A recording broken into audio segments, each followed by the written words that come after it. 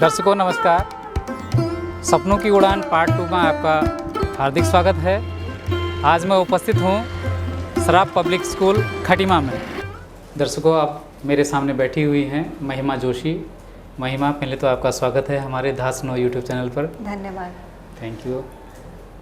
आप ये बताइएगा कि आप इस समय कौन सी क्लास में पढ़ रही हैं? मैं इस समय अभी 9th में हूँ। जी। अच्छा, अभी तो आप 9th में पढ़ रही हैं, तो आप ज़रा अपने हॉबीज़ के बारे में बताइए। आप क्या क्या पसंद करती हैं? सबसे पहली चीज़, मुझे डांस करना बहुत पसंद है और उसके अलावा मैं कई किताबें पढ़ती हूँ। किताबों में मुझे फिक्शनल बुक्स जो होती हैं वो ज़्यादा पसंद आती हैं। अच्छा, आपके बारे में हमने सुना है कि आपने हिंदी में एक ओलंपियाड कंपटीशन जीता था, उसके बारे में कुछ बताइए। वो हिंदी विकास संस्थान द्वारा आयोजित किया गया था और वो स्कूल में ही कराया गया था। जैसे बाकी ओलंपियाड कंडक्ट कराए जाते हैं, वो भी कुछ उसी तरीके का ही था। और स्कूल से बहुत सपोर्ट रहा। स्कूल में जो हमारे हिंदी की टीचर हैं उनने भी बहुत सपोर्ट करा, तब जाके मैं वहाँ तक पहुँच पाई। ओके, अभी आप 9th में हैं, नेक्स्ट ईयर आपका 10th का बोर्ड होगा। हाँ जी। ठीक, उसके बाद फिर बारी आएगी कि सब्जेक्ट का चयन किस स्ट्रीम को जाएंगे, तो आपने क्या विचार बनाया है? अभी तो मैंने सोचा है कि मैं आगे जाके PCB लूँगी, क्योंकि मेरा आगे जाके गोल है कि मैं एक अच्छी डॉक्टर बन सकूँ और देश में लोगों की मदद कर सकूँ। ओके, आप हिंदी ओलंपियाड में पार्टिसिपेट करती हैं। हाँ, हिंदी को काफ़ी तरजीह देती हैं। हाँ जी। एक तरफ हिंदी, दूसरी तरफ आपका डॉक्टर बनने का सपना, जी। ये कैसे तालमेल खाता है? हिंदी हमारी मातृभाषा है और मैं उसको हमेशा ही सपोर्ट करती रहूँगी। एक डॉक्टर बनने के बाद भी हम अपने पेशेंट से हिंदी में ही ज़्यादा अच्छे से समझ सकते हैं। तो मुझे ऐसा लगता है मैं दोनों चीज़ें काफ़ी अच्छे से मैनेज कर पाऊँगी। अच्छा, तो मतलब आप डॉक्टर बनने के बाद भी हिंदी को जो है रिलेट करेंगी और उस चीज़ को काफ़ी आगे तक ले जाने की सोच रखती हैं। शौक़ क्या क्या हैं आपके? जैसा कि मैंने अभी बताया, किताबें पढ़ना, डांस करना, गाने वगैरह सुनना बहुत पसंद है मुझे। तो आप कभी डांस कंपटीशन में भाग भी लेती हैं? डांस कॉम्पिटिशन्स में मैंने इतना पार्ट नहीं लिया है। वो मैं खुद को रिलीफ महसूस कराने के लिए ज़्यादा करती हूँ। जैसे कभी मैं थक गई या अगर मैं लो फील कर रही हूँ तो डांस करके मुझे एनर्जी आती है। ओके, ये अपने आप को थोड़ा सा रिलैक्स करने का भी एक बहुत बड़ा काम करता है। आपका डांस का फॉर्म एक ऐसा फॉर्म है जो आपकी पूरी बॉडी की एक्सरसाइज जो है उससे हो जाती है, तो एक बहुत अच्छा आपका टेस्ट है। बुक्स पढ़ने की बात आप करती हैं, कहीं पर कुछ इस टाइप के, जैसे आपने एक तो ओलंपियाड में पार्टिसिपेट किया, तो वहाँ पर आपकी पोजीशन क्या रही थी? पोजीशन मेरी स्टेट लेवल पे फर्स्ट पोजीशन रही थी और दिल्ली में जाके मेरे को वो जो संस्थान के ऑर्गेनाइजर थे पीयूष जी, उनने सम्मानित किया था। अरे वाह, बहुत बड़ी बात है। और कितने बच्चे अराउंड आए होंगे वहाँ पे? वहाँ पे हर स्टेट से कई बच्चे आए थे और इस वजह से मैं बहुत लोगों से इंटरेक्ट कर पाई, मुझे अच्छा लगा। परिवार के बैकग्राउंड के बारे में कुछ बताना चाहेंगे? मेरे फादर एक इंजीनियर हैं और मेरी मम्मी टीचर हैं और मेरी एक दीदी भी है, वो अभी फ़िलहाल कॉलेज में है और वो फिज़िक्स ऑनर्स कर रही है। जैसा आपने बताया कि आपके फादर इंजीनियर हैं, मदर आपकी टीचिंग लाइन में हैं। हाँ जी। लेकिन कहीं ना कहीं आप उनसे हट के मेडिकल लाइन मानना चाहती हैं, इसकी वजह क्या है? घर पे मेरे पूरे परिवार में कोई भी डॉक्टर नहीं है, तो मेरी मम्मी मुझसे मजाक में भी कहती हैं कि बुढ़ापे में कम से कम घर में एक तो डॉक्टर होना चाहिए। तो मेरा इंटरेस्ट इसमें ज़्यादा इसीलिए है क्योंकि कोरोना के टाइम पे बहुत से डॉक्टर खुद की परवाह ना करे, पेशेंट्स पे ज़्यादा ध्यान देते थे, अपने परिवार से दूर रहते थे, उनकी एक अलग ही इज्जत है समाज में। तो मुझे ऐसा लगता है कि मैं भी एक डॉक्टर बन के लोगों की मदद कर सकती हूँ। बहुत बहुत नेक ख्याल आपका है। कोरोना का आपने जिक्र किया था, बहुत भयावह उस समय का जो नज़ारा था, वो बहुत दारुण दृश्य उस समय हमको देखने को मिले थे समाज में।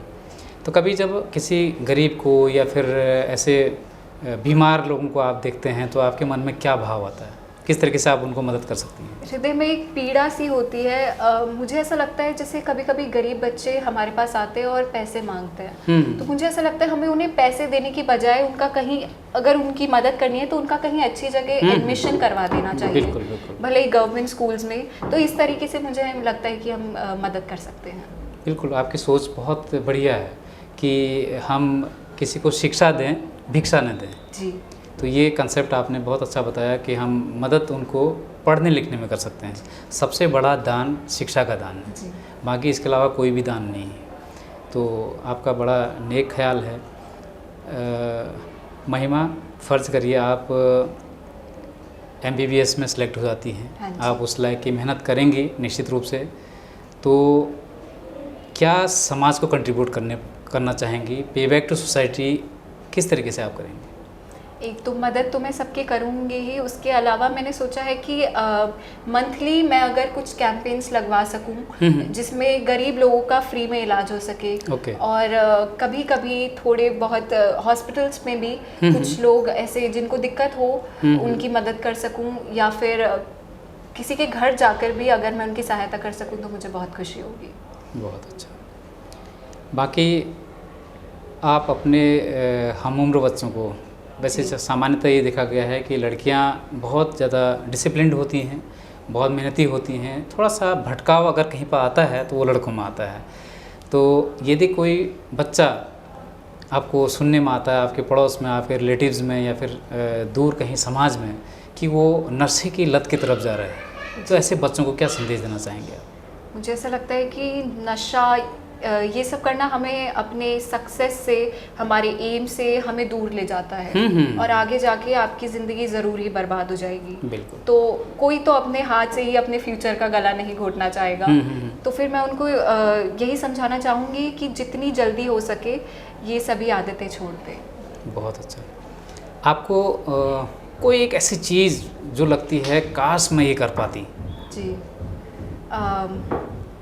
ऐसा तो कुछ खास अगर मैं कहूँ तो ऐसा है नहीं, बट एक चीज़ जो है, जो मेरा एम है, मैं बस वही करना चाहती हूँ कि मैं एक अच्छी डॉक्टर बन पाऊँ बस। बहुत अच्छा है। हम तो उम्मीद करेंगे, आपको शुभकामनाएं भी देंगे कि आप जल्दी ही अपनी एलिजिबिलिटी को हासिल करें, 12th करें और अच्छे नंबरों से आप नीट को क्वालिफाई करें, अच्छे संस्थान से आप अपने MBBS का कोर्स करें, उसके बाद समाज में आएँ और जो आपने अपने मन में एक इच्छा रखी है कि आप समाज में सेवा करना चाहते हैं, वो मेडिकली भी हो सकती है, वो किसी बच्चे को पढ़ाने के रूप में भी हो सकती है, वो जल्दी ही पूरा हो। और हम आपके पेरेंट्स को भी साधुवाद देते हैं। आपने कहा है कि आपकी बहन आपकी इंस्पिरेशन है जी। वो किस रूप में मानती हैं? जैसे भी अभी तक जितना भी मैंने सीखा है और मेरे जितने भी अचीवमेंट्स रहे हैं उसमें कहीं ना कहीं पे उसका हाथ ज़रूर रहता है। तो हर बार हर समय वो मुझे हर चीज़ के लिए मोटिवेट करती है। जो भी मैंने सीखा है मेरे पेरेंट्स के अलावा फिर उसी से सीखा है, तो मेरे लिए वो बहुत बहुत बड़ी इंस्पिरेशन है। अगर आपके परिवार में कोई और छोटे बच्चे हों या फिर आपके रिलेशन में कोई बच्चे हों तो उनको किस तरीके से आप प्रेरित करेंगी, इंस्पायर कैसे करती हैं?